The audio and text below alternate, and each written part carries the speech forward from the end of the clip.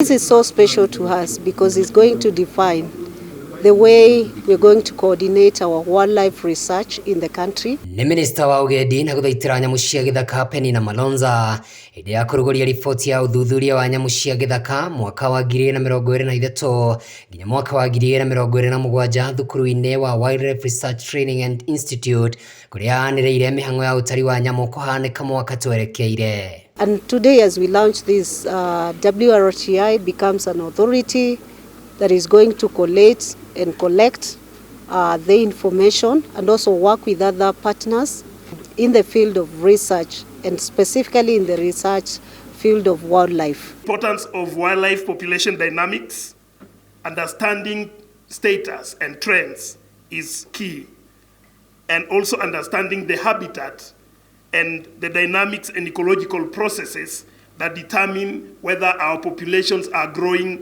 or not. MALONZA augĩte ndari ici nĩ igũteithia harĩ gũkũrana nĩ nyamũ cigana cikuĩte kumana na wagi wa mbura o ũndũ ũmwe na ũcenjia wa rĩera ũrĩa ũgũmĩire thĩ ng'ima. Haha akiuga bũrũri ũkoretwo nduma-inĩ hamu ũrĩa mũico ndari ciatabanĩtio mwaka-inĩ wa 2021. No, we've been doing the wildlife census in our country. We did it for the first time in 2021. And we are going to do it for the second time in 2024. Ihinda-inĩ rĩu MALONZA nĩ atũgĩrĩtie ũthuthuria wa thukuru wa Wildlife Research and Training Institute akiuga nĩ mamũrĩkĩte ciĩgiĩ ndari, ũgima mwega wa mwĩrĩ wa nyamũ, kũgacĩrithia ũkũria wa nyamũ. Rĩu akiuga ndari ici nĩ igũthiĩ na mbere kũhũthia wĩra ũyũ. Looking at the wildlife population dynamics, the wildlife health, the wildlife bioprospecting.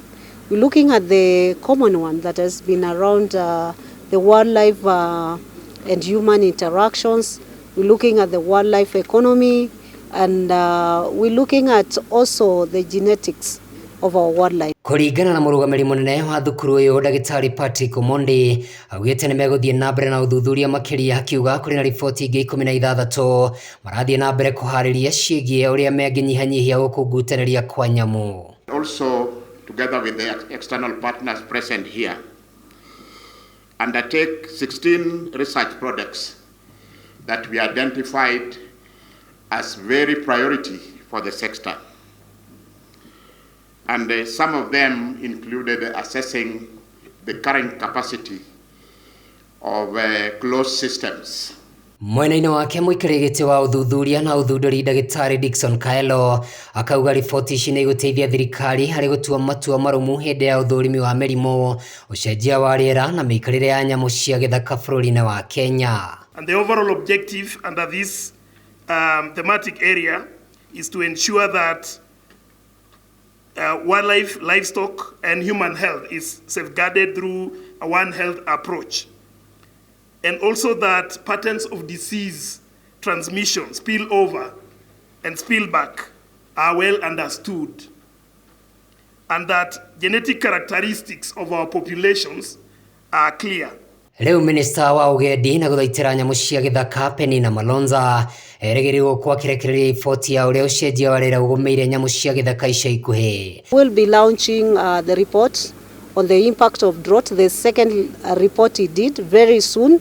So very soon before the end of next month. Handũ-inĩ ha Wega TV njĩtagwo Kamau wa Gĩthĩnji.